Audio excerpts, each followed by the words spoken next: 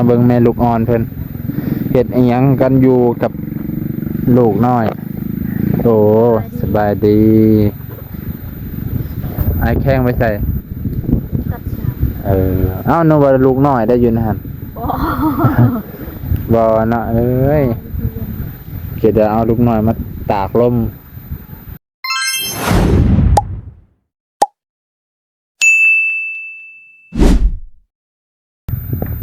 สบายดีพ่อแม่พี่น้องเบิดสุขุสุคนที่เคารพเช่นเก่าเช่นเคย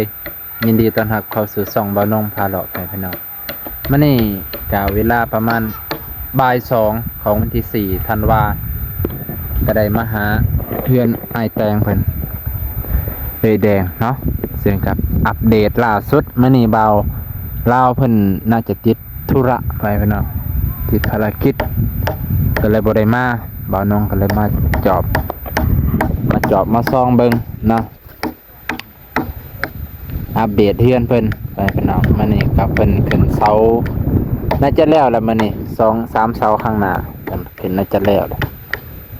นะเพิ่นก็เฮ็ดตั้งแต่เช้าเนาะไปพี่น้องเมื่อวานนี่ก็มาตอนช่วงค่ำๆพอดีสร้างเพิ่นเลิกมื้อนี้ก็เอาน้ำให้เพิ่นเนาะให้เพิ่นแก้เมื่อยพอได้มีกำลังใจเนาะหรือว่ามีกำลังใจอยู่แล้วเอาน้ำคนละขวดขอบใจเด้อสบายดีอันนี้สิให้อันยังก็ซื้อยังก็เมื่อกี้นี่แข้งเนาะแตงเนาะน้องแตง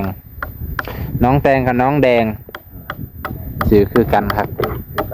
คู่เขาแล้วเนี่ยคู่ฝ่าลิขิต ชีวิตจังจะได้ใส่ชีวิตน้ำกันชื่อคือกันเลยจับผักอะไรเป็นเห็ดกำลังบากเสา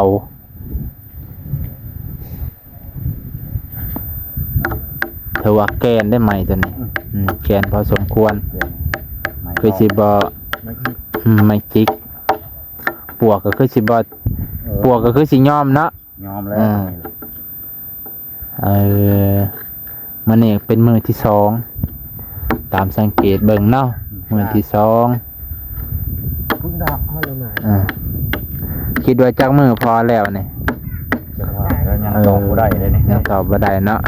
ไปเรื่อยๆแต่บ่เกินเดือนนึงว่าเนาะ2 ทิศ 3 ทิศเนาะแล้วแต่อุปกรณ์ครบแล้วแต่อุปกรณ์เครื่องมือครบเนาะพวกหมอกพวกไม้กันครบก็แล้วไว้ประมาณเดือนนึงโยเดือนนึงเลยบ่คือว่าลังน้อยๆนะ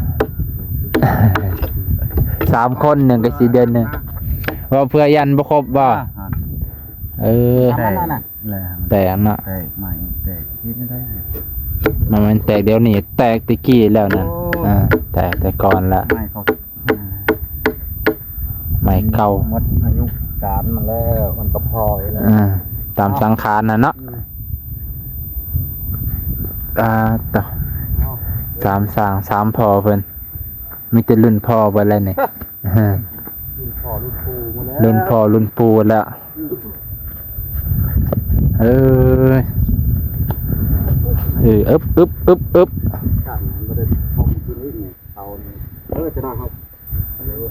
บ่ถึงบ่ฮอดเนาะ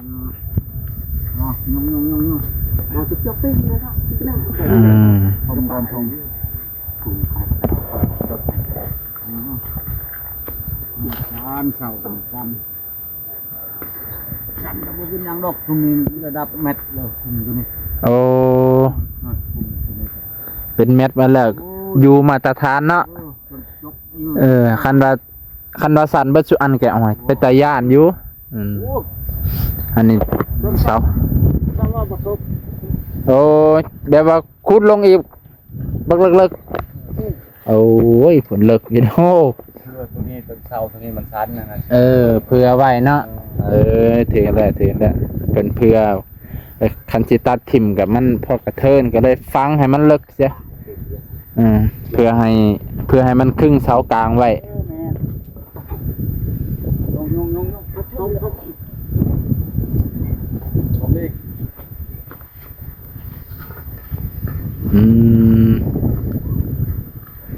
อีกระหนึ่งประมาณ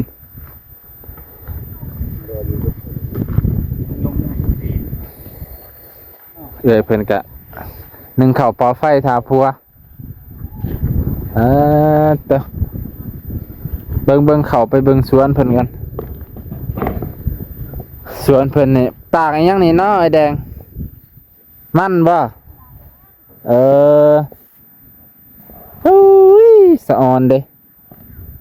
อันนี้ผักบุ้งผักกาดผักชีขึ้นมาละพ่อแม่พี่น้องเลยมักถั่วมักแตงมีเบิด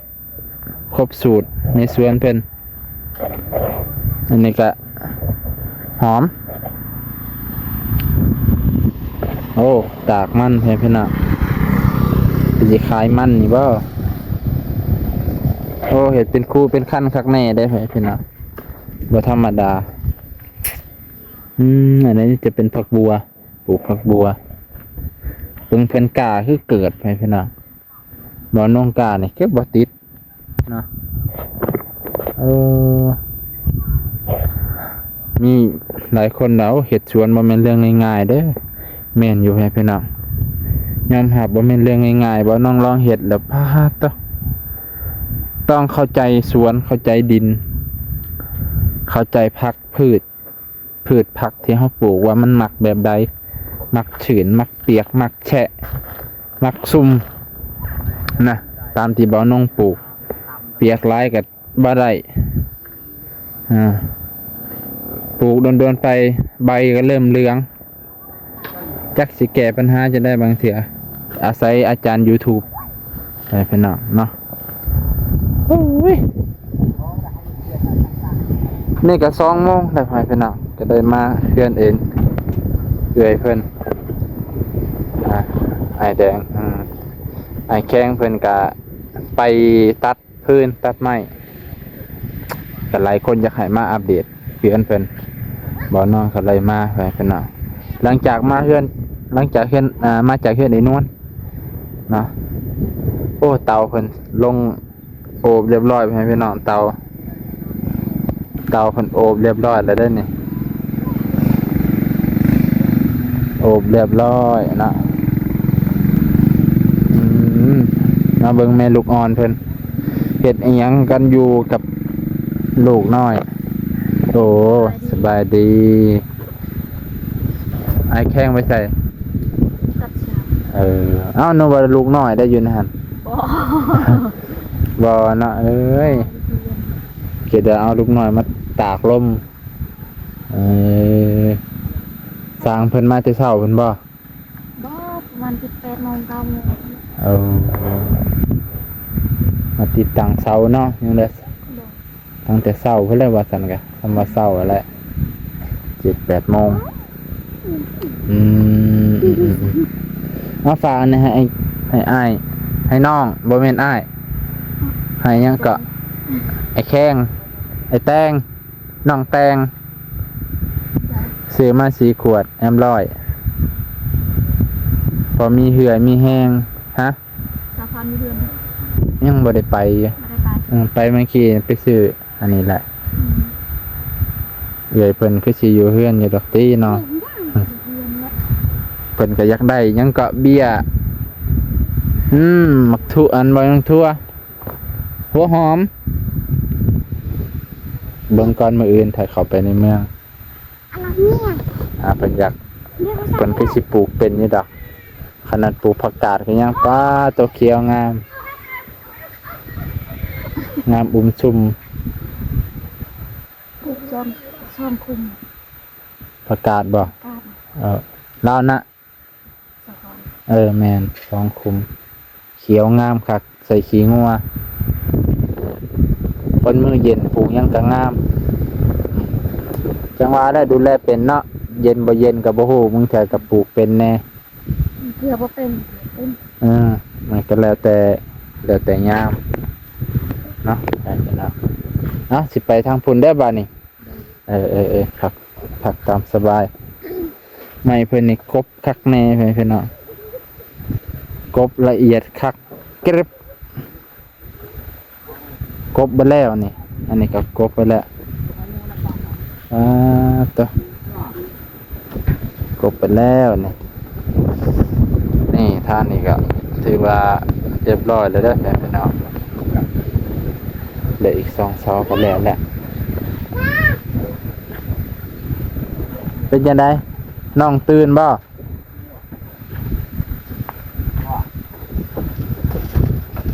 ฮะปูมในดีได้ร้อย ยายแอวน้องกง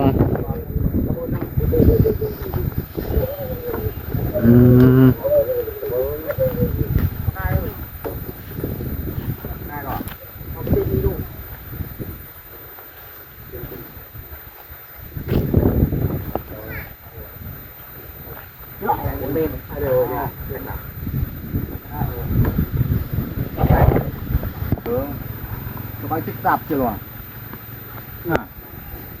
มูจิหรอ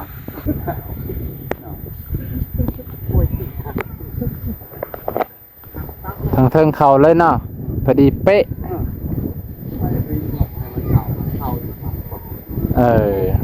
จำกับแทกใส่แล้วนะตะปูย่องบัดนี่เรียบร้อยไปนักเข็นเลย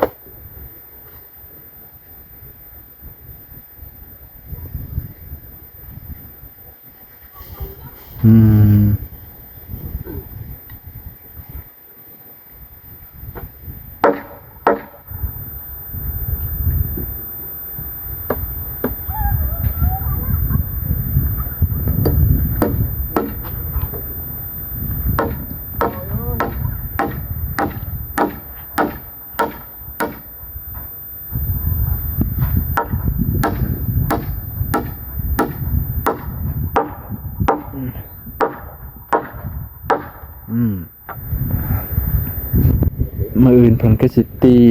เทพตีนมืออื่นเทพตีนเสาเพิ่นยังบ่ทันเทพตีนเสามืออื่นเพิ่นน่าจะเทศแหละพี่น้องเทศแล้วค่อยเอาดินกบลงเอาดินถมเนาะต่อก็ถือว่าใหญ่อยู่เด้พี่น้อง4x5ตามเบิ่งนี่ก็สิ4x5นะน่าจะประมาณนี้4x5สิเอาเป็นเทิบมาก็ถือว่าบ่ได้สูงแต่ก็บ่ได้งามกะลางมันก็พอดีกลมหน่อยนึงไปพี่น้องก็สิสูงกว่าอันเฮือนไอ้เกิงอยู่เฮือนไอ้เกิงนั่นบ่ค่อยสูงปานใดกะลางตัวนี้กะลางใต้ถุนสามารถใส่งานได้หลายอย่างอะไรพี่น้องใต้ถุน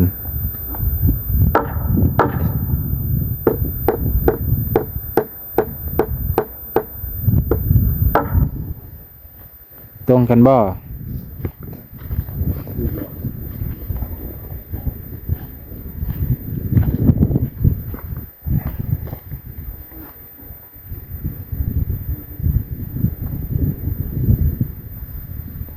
จักสิเบิ่งจะได้เป็นระดับแต่ว่ากระตรงนะซื้อเป๊ะเลยเป๊ะบ่มีอย่าเด็ดตะปูแล้วบ่ถือแกนมันแน่นแล้วบัด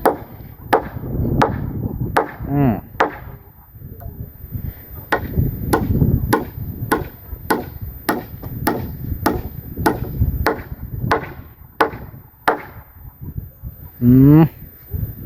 Kamu tuh ini di kamu tuh di Leyong. Baik, kamu kata.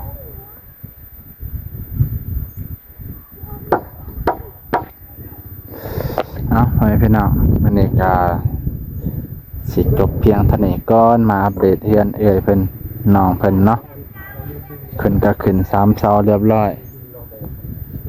มื้ออื่นบ่ฮู้ว่าเพิ่นสิเฮ็ดตัวใดต่อเพิ่นน่าจะเทตีนเสาอะไรไปพี่น้องเทตีนเสาจะค่อยว่ากันไปพี่น้องมื้อนี้ก็อัปเดตเพียงเท่านี้จังได๋ก็สามารถติดต่อได้ไปพี่น้องเรื่องการซอยเหลือทางเอื้อยแดงน้องแดงน้องแข้งเนาะน้องแตงน้องแดงบ่าวน้องก็สามารถเป็นสะพานบุญได้ไปพี่น้องถือว่าบ้านใกล้ๆกันบ่ได้ไกลไปพี่น้องเนาะก็ซอยกันไปพี่น้องคนละเล็กคนละน้อยคนละ10คนละ5คนละ5คนละ10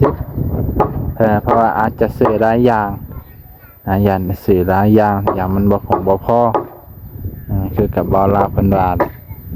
บางอย่างมันอาจจะออกไปก่อนซื้อไปก่อนบางเทื่อมันมีการต่อเติมครับมีบางเทื่อไปพี่น้องวันนี้ก็ขอบใจขอบพระคุณหลายๆไปพี่น้องเบิดสุขคนที่เคารพเช่นเก่าเช่นเคยเนาะมาในบ่อนงก็ขออนุญาตบาดคำขอกล่าวคำว่าสำบายดีไปพี่น้อง